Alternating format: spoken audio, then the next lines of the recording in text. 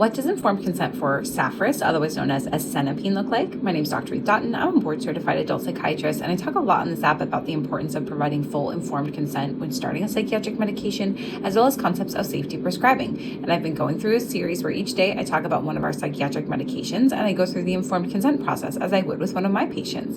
So today we're talking about Safris, which is one of our less commonly prescribed atypical antipsychotics. It's FDA approved for the treatment of schizophrenia, as well as for bipolar disorder, specifically as monotherapy, meaning the only medication for bipolar mania or mixed episodes, and it can also be used as an adjunct or secondary treatment to lithium or valproic acid. It's also FDA approved for use in pediatric patients who have bipolar disorder from ages 10 to 17. There are additionally off-label uses. Most of them are psychiatric, so it can be used off-label for treatment refractory depression, as well as other bipolar types and anxiety.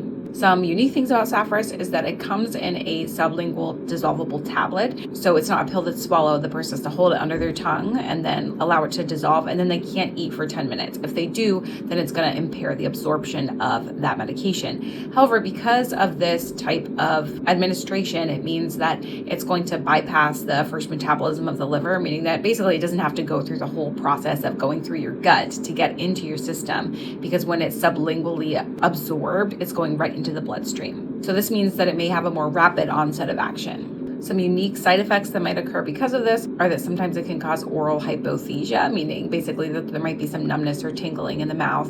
It also can sometimes affect temperature regulation, meaning that people might have more trouble lowering their core body temperature, and it can be quite sedating, so it tends to make people pretty drowsy. Some of the benefits of this medication beyond its rapid onset of action are that it also tends to have a more favorable metabolic profile, which basically means that it's less likely to cause issues of weight gain, cholesterol, and blood sugar issues. However, it certainly is not a zero risk. In general, when I talk about the side effects of this medication and potential adverse effects, I'm going to go through all the same ones that I would with any atypical antipsychotic. So you kind of have those symptoms that can occur with any psychiatric medication, like headache, dizziness, stomach upset, fatigue, drowsiness. And then you have the metabolic related side effects, which is going to be increase in appetite, weight gain, changes to your blood sugar and cholesterol. And then of course, there's going to be the movement disorder category, which is going to include things like akathisia, which is a really intense, severe internal restlessness, Parkinsonian symptoms, tardive dyskinesia, which is a repetitive, uncontrolled muscle movement that happens over time, as well as dystonias, which is an acute muscle movement, meaning there's a sudden onset muscle contraction that can't be released. Additionally, there are black box warnings against its use in the elderly with dementia because there is an increased mortality risk in this patient population. There's also the risk of suicidal ideation, as well as neuroleptic malignant syndrome. There's also the risk of QTc prolongation, which can increase your risk of a dangerous arrhythmia. So if someone has a history of this, or they're on other medications that can cause this, or they're having any palpitations, they definitely need to get an EKG from their primary care provider. Because of that temperature regulation issues, it's also important that a person does not get overheated,